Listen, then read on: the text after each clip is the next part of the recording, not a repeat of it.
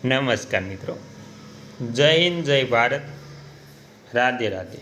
સ્વાગત છે તમારું આપણી YouTube channel mister Vijayan point એજ્યુકેશનમાં.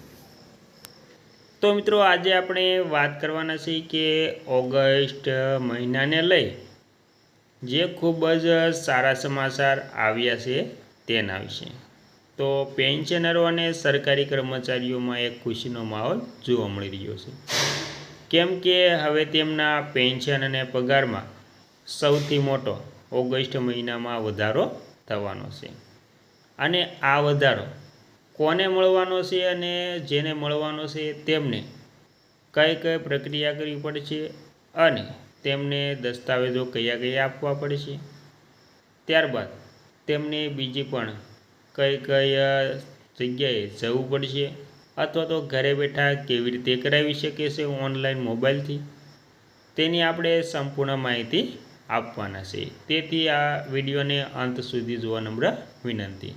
અને તમે આપણી ચેનલમાં નવા હોય તો આપણી પણ ચેનલને સબસ્ક્રાઈબ કરી લેજો, કેમ કે આવી કોઈ પણ નવી અપડેટ આવે તે નોટિફિકેશન સૌથી પહેલાં તમને મળી જાય. અને વિડીયો ગમે તો લાઈક કરવાનું ભૂલતા નહીં. તો વિગતવાર વાત કરીએ તો ડીએ એક્ટ જુલાઈ 2026 દેશભરના 1 કરોડથી વધુ કેન્દ્રીય સરકારી કર્મચારીઓ અને પેન્શનરો હાલમાં જુલાઈ 2026 માટે મોંઘવારી ભથ્થા ડીએમાં થનારા વધારાની આતુરતાથી રાહ જોઈ રહ્યા છે. પરંતુ મિત્રો, અત્યારે મોટાભાગના કર્મચારીઓના મનમાં એક જ મોટો પ્રશ્ન ચાલી રહ્યો છે કે જુલાઈના આ ડીએ વધારો 7મા પગાર પંચના આધારે આપવામાં આવશે કે પછી 8મા પગાર પંચમાં, એટલે કે એટ ધ પે કમિશન મુજબ. અને બીજો સવાલ એ પણ છે કે જુલાઈમાં મોંઘવારી ભથ્થું આખરે કેટલા ટકા વધશે. હવે ફુગાવાના મોંઘવારીના નવા ડેટા સામે આવતા આ આખું ચિત્ર ધીમે ધીમે સ્પષ્ટ થવું જોવા મળી રહ્યું છે. તો મિત્રો, આવી રીતે જે મોંઘવારી ભથ્થું જુલાઈમાં વધવાનું છે તેમાં કેટલો વધારો થશે અને 8મા પગાર પંચ મુજબ તેમાં કેટલો પેન્શન અને પગારમાં વધારો થશે અને ફિટમેન્ટ ફેક્ટર જે છે તેમાં જે વધારો થશે તેનાથી પેન્શન અને પગારમાં કેટલો ફેરફાર થશે અને તેમાં કેટલો વધારો થશે.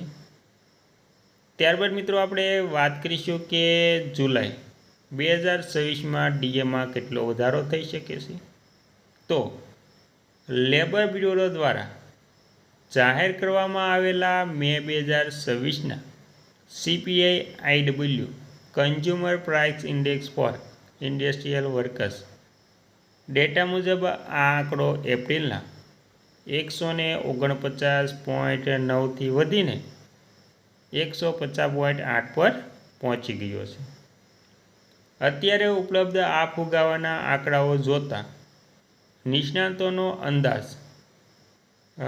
ખૂબ જ વધી ગયો છે. અત્યારે ઉપલબ્ધ આ ફુગાવાના આંકડા વધી ગયા છે. જો કે જુલાઈ 2026માં મોંઘવારી ભથ્થું આશરે 3% જેટલું વધી શકે છે. જો આંકડાઓ હજુ ફાઇનલ નથી, જૂન 2026ના CPIW ડેટા બહાર આવ્યા પછી જ ડીએ વધારાના અંતિમ દર સત્તાવાર રીતે નક્કી કરવામાં આવશે. તો મિત્રો, હજી સુધીમાં જુલાઈનું મોંઘવારી ભથ્થું નક્કી થયું નથી, પરંતુ અંદાજ લગાવવામાં આવે છે કે 2થી 3%નો વધારો થશે. તેથી પગાર અને પેન્શનમાં પણ સૌથી મોટો વધારો જોવા મળશે.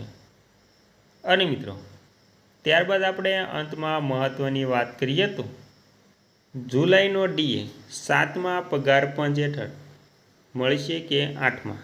તો તેમાં વિગતવાર વાત કરીએ તો હાલ પરંતુ જુલાઈ 2026નું મોંઘવારી ભથ્થું હાલમાં 7મા પગાર પંચના નિયમો હેઠળ જ ચૂકવવામાં આવે છે.